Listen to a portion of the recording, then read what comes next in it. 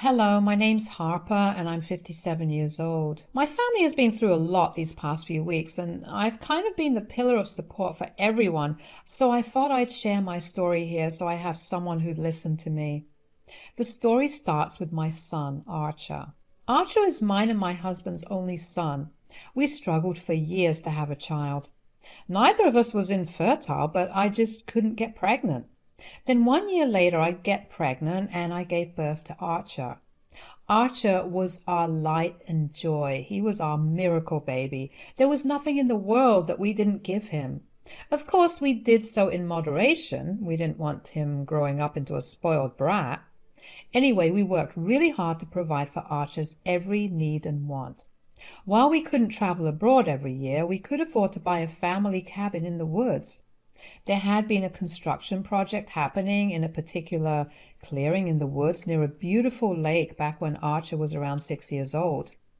The plots were going for a pretty reasonable price, and my husband and I had a pretty decent amount of savings, so we splurged and bought it. That cabin became our go-to vacation spot whenever we needed it.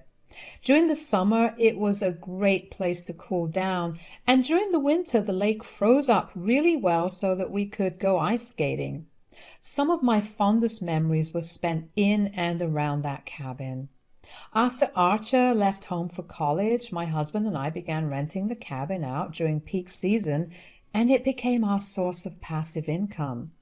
Archer met Lizzie, his ex-wife, when he was in college. When he introduced us to her, I just knew that she was perfect for him. They were so happy and they looked so healthy together that in my heart I just knew that they would get married. And they did right after they graduated from college. I was happy for them, but I did want them to focus on their careers, so they worked hard for the next few years and managed to live comfortable lives. And then came some even happier news. Lizzie was pregnant. Of course I was elated. I was so incredibly happy that I was going to be a grandmother. So you best believe that when my granddaughter Amber was born, I pampered her senseless. After giving birth to Amber, though, Lizzie suffered from pretty severe postpartum depression. Her medications were too strong to allow her to properly work, and as a result, she had to quit her job. But quitting her job allowed her to spend quality time with Amber, and that helped her out quite a bit. Of course, my husband and I helped both of them out as much as we could. Archer took on the responsibility of taking care of his family. Apparently, him and Lizzie decided to wait for Amber to become a teenager before Lizzie started working again. With the brunt of the family's financial stability placed on him, Archer barely had any spare time. Not to mention he didn't have a lot of spare money at the end of the month either. So I was genuinely surprised when he stopped over one morning at our place to ask me for keys to our old family cabin. "Hey, sweetie, come in. Your dad's out right now, so if you want to see him, you'll have to wait for a bit." "Actually, I'm in a bit of a hurry, so I'll just run it by you." "What are you talking about?" "Well, ever since Ruby, Lizzie and I haven't gone on a proper vacation." "Oh yeah? Tell me about it. I didn't get to go on proper vacations with your dad until you and your brother were in your teens." "Yeah, and even though I really want to go on a vacation for just the both of us, I also realize that Ruby hasn't gone on a proper vacation either." "I thought you went to Six Flags with her recently." "Yeah, well, we've been on day trips, but we've never really stayed at some place. And I wanted to ask you if our family cabin is free." "Of course it is. Do you want to use it?" "Yeah, if that won't be a problem." "Well, I'll need to make sure everything is still working properly. I don't want your first proper vacation to get ruined because the cabin doesn't have water or electricity." "Thanks, Mom. When do you think I could get the cabin?" "I'd say in around a week." "All right, that's perfect." "How long will you guys be staying there? I'm just asking out of curiosity." "I was thinking about 2 weeks." 2 weeks? Don't you think that's a bit much?" "I mean, when we have the cabin, we might as well make the best of it." "I agree, but there isn't much to do around there. While I understand you and Lizzie enjoy spending time there, I'm pretty sure Ruby would get very fidgety after a few days." I mean, this is the nicest way possible, but this is my family and I get to decide what we do. I just need you to give me a definitive answer on whether I have the cabin or not. Oh, wow. Yeah, you can have the cabin. Just swing by on the day you're going and collect the keys from your dad or me. All right, thanks, Mom. The cabin was a good 3-hour drive away from our place, so I made the trip the next day with my husband. We did a quick check of everything, and we even filled the pantry and fridge with snacks and drinks for the three of us. I found it sweet that Archer was actually taking the time to spend with his family. Although in hindsight I should have been more firm in my questioning of his motives, especially considering how he got so snappy with me. A week later, Archer came and picked the keys up from me. I wished the three of them a happy vacation and let them know that they were free to call me whenever they needed help with anything. I didn't expect any calls, considering my husband and I made sure that they wouldn't need anything for the next month if they continued to stay there. But about 3 days after they went to the cabin, the house phone rang. It was Amber on the phone, and she was crying. I managed to calm her down and asked her what had happened. Through sobs, she managed to tell me that Lizzie was not waking up, and she begged me to help them out. I asked her where Archer was, and she told me he was out. Apparently, he had been gone all morning, and Lizzie had been unconscious since he left. I tried my best to calm Amber down and assured her that I was on my way. I was trying my best not to panic either. Lizzie was the pinnacle of good health, so I hoped that it wasn't a bad thing. I drove to the cabin as fast as I could, and I only reached around evening. I knocked on the door and was surprised to be greeted by Archer. Archer was also surprised to see me standing there. "Mom, what are you doing here?" "Nana, you came." "You called her? Why?" "Ruby called me crying and told me that Lizzie wasn't waking up. I came to see what was up." She's fine. It's nothing to worry about." "Why is Lizzie passed out on the couch that way? Did she faint?" "Well, no. You know that Lizzie likes to sleep in weird positions." "No. The Lizzie I know would consider herself above ever sleeping on the couch. In fact, the last time you came over and saw your dad sleeping on the couch, she gave us a whole speech about why it was bad for us." "Yeah, Mommy never lets me sleep on the couch either." "So what happened to her?" "I honestly have no idea." "And you didn't think that something was wrong when you saw Lizzie like this?" "Not really, but now you're freaking me out." "Does this happen a lot?" "I don't know about that." "Yes, it happens a lot." "What do you mean, sweetie?" "It always happens when Daddy gives Mommy tea." "Archer, what is she talking about?" "She's just a child. She doesn't know what she's talking about. Anyway, I'll head into town and find a doctor." Archer left in a hurry after that. I just knew that something wasn't right. I positioned Lizzie properly on the couch and went to look around the cabin for something. I was sure that there was truth to what Amber had said. I looked through the bedrooms and the bathrooms, but I found nothing that was suspicious. Just as the frustration was beginning to settle in, Lizzie woke up. She clutched her head because it was hurting. So I asked her if there was anything I could do for her. She asked me for something warm to drink. I immediately went to the kitchen to heat some water for her when I found it. I gasped in shock, but Archer came back. I put what I found into my pocket and went into the living room to hand Lizzie her cup of water. After making sure Lizzie was doing better, I signaled to Archer to meet me in the kitchen. He followed me in while Lizzie and Amber went into the bedroom. "Archer, we need to talk." "Mom, what are you still doing here? I thought I told you that I had everything under control." "Yes, but I need answers now." "What do you want me to say, Mom? Are you still hung up on what Ruby said? I told you she was just making things up." "I don't think she was making things up, Archer." "Oh, what? So you think that I'm actually drugging my wife?" "I don't think you're drugging your wife. I know you are." "Excuse me?" Before I could reply to Archer, Lizzie walked into the kitchen. Archer and I went silent, and Lizzie looked at us as if we were hiding secrets from her. "What's going on here? Why do you both look so intense, and why are you whisper arguing?" "I really don't think you should be here." "Archer has been drugging you." "What?" What do you mean? Do you remember what happens when Archer gives you tea? I don't. Wait, Archer? Have you been drugging my tea? Mom's just going off on something Ruby said. You know how imaginative she is. I've been trying to convince Mom that that isn't the case, but she's not willing to listen. I know that you've been doing it, Archer. And how do you know? I went to get some warm water for Lizzie after she woke up, and I happened to see a bottle of sleeping tablets hidden in the back of the mug cabinet. Okay, well, I struggle with sleeping, and I've been taking them before bed recently. Yeah? I didn't rule that possibility out until I saw when the prescription was refilled, and it showed me 2 days ago. And what does that prove? Well, over half the bottle is empty. These are some very, very strong pills. I see no reason for you to consume so much. I took a look at the cup that you served Lizzie, and it had half a tablet still undissolved in it. Archer, what the hell? Why are you drugging me? Okay, look, I had something to do, and I needed Lizzie to not be aware of anything. What could you have possibly wanted to do that required you to drug me? I needed to meet someone. Meet someone? Who? A friend who's living in the cabin over. The cabin is owned by the Cohens. Why would you want to meet them? Oh, no. What? What is it? You wanted to go there to meet their daughter.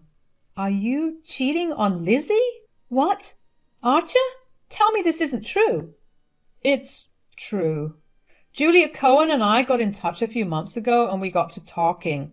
We used to play a lot, and we did briefly see each other one summer. Well, our conversations got a lot more intimate. So you planned this getaway just to cheat on Lizzie? Do you realize that you put your wife's life in danger and you threw away your family for some fling from your past? Yeah, and I'm sorry. Enough.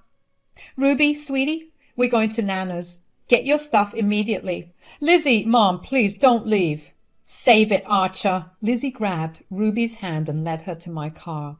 The drive back home was silent except for Lizzie and my phones constantly buzzing because of Archer trying to contact us. By the time we reached home, it was pretty late into the night.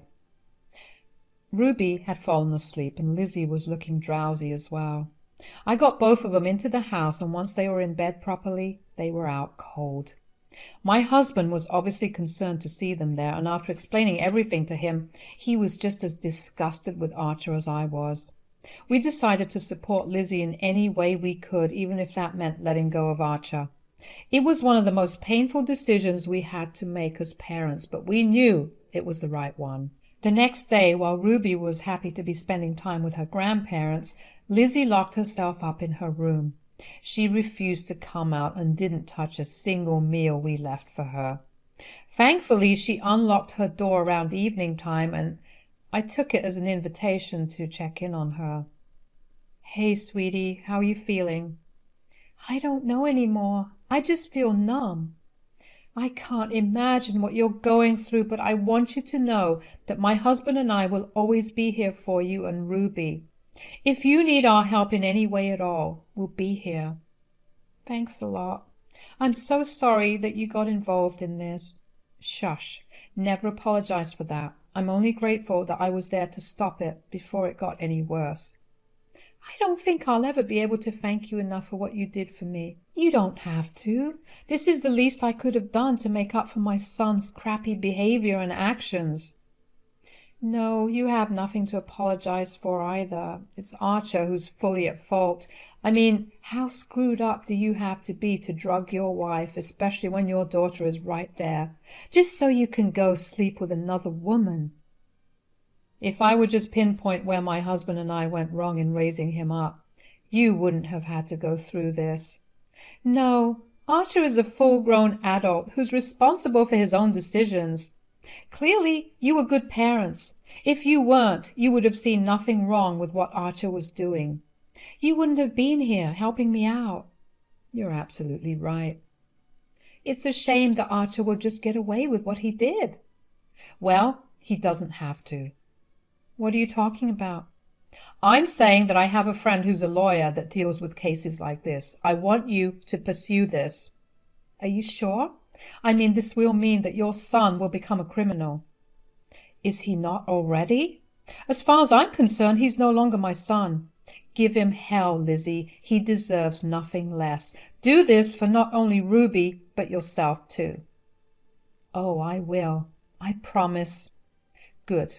I will get you in contact with my friend tomorrow. For today, why don't you come back outside? We were thinking of watching a movie with Ruby. That sounds delightful. I was glad that I was going to be of some help to Lizzie. She didn't deserve anything that happened to her, and I felt like it was my duty, not only as her mother-in-law, but as a woman, to help her out. I got in touch with a lawyer friend of mine who immediately advised me to take Lizzie to the hospital to get blood tests done for the drugs as proof. I already had the pill bottle with me that was filled out in Archer's name, but we followed my friend's advice. The blood results showed trace amounts of the drug still in Lizzie's system. Our lawyer then asked us to go to the police about it. Since we had all our evidence ready, it didn't take long for the police to make our case a full-fledged investigation. I was asked to give my statement about the events, and so were Lizzie and Ruby. Of course, Ruby was still reeling from everything, and since Lizzie had a lot on her plate already, I took care of Ruby as she outlined what she had witnessed. The police also managed to track down the woman that Archer was going to meet up with and took down her statement. Pretty soon Archer got involved as well, and he was sent a court summons where he would be tried for his crime. Archer did not take that well. As soon as he was served, he called Lizzie up. Lizzie picked up, but had the phone on speaker so I could hear the call as well. I also made sure the conversation was recorded. "You're taking me to court?" "I don't see why I shouldn't." "You didn't even get hurt." "Archer, if you don't even see why what you did was wrong, you deserve to go to jail." "How are you on her side? You're my mother." "Who do you think told her to pursue this in court? You are not my son." "How could you?" "No, how could you do something as disgusting as this? You put your family in danger by doing what you did." "Oh, come on. What would have actually happened that would have harmed them?" "What if you gave a lethal dose of tablets to Lizzie? Even if you didn't, you would have left Ruby unsupervised at home alone. What would you have done if she got hurt really bad? Lizzie wouldn't have been awake to help, and it would have taken me 3 hours to get there. But nothing happened. There's no need to make a big deal about this." "Your mother is absolutely right. It's pathetic that you can't even admit that what you did was seriously disturbing and wrong." "What is it that you want, huh?" "What are you talking about?" "If you want a divorce, I'll sign the papers without a fuss. You want full custody of Ruby? I'll give it to you.